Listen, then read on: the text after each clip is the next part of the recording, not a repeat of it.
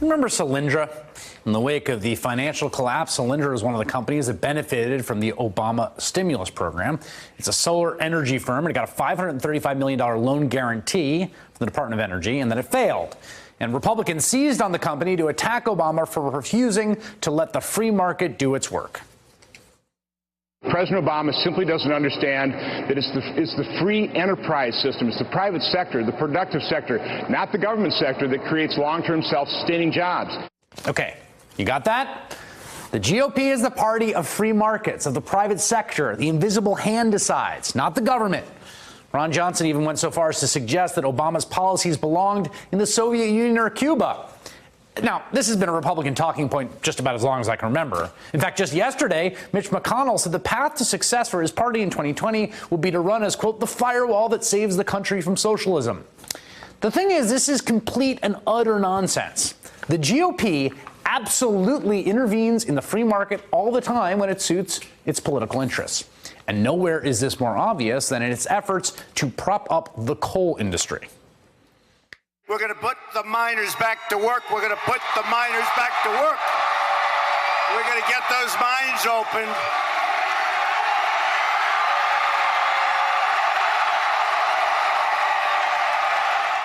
Dig it up. Dig that coal.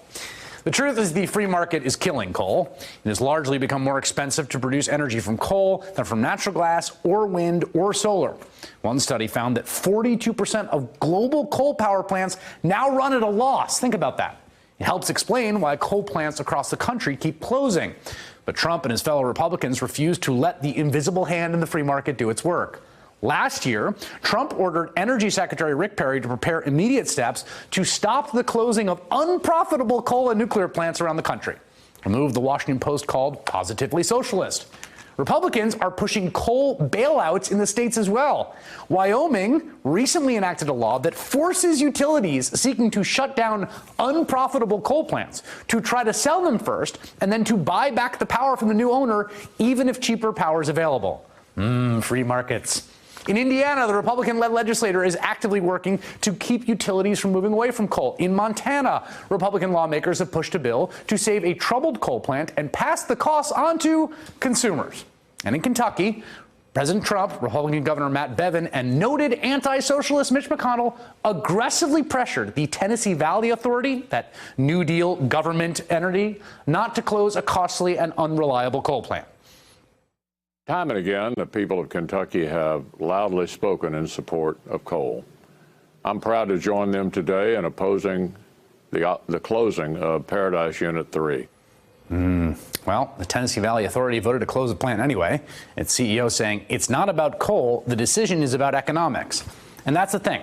Pretty much everyone realizes that coal's time is over, except for a president and Republican Party that keep trying to prop up a dying industry. Everyone else is planning for a cleaner energy future. Those plans and what they mean for the planet, right after this. Hey there, I'm Chris Hayes from MSNBC. Thanks for watching MSNBC on YouTube. If you want to keep up to date with the videos we're putting out, you can click subscribe just below me or click over on this list to see lots of other great videos.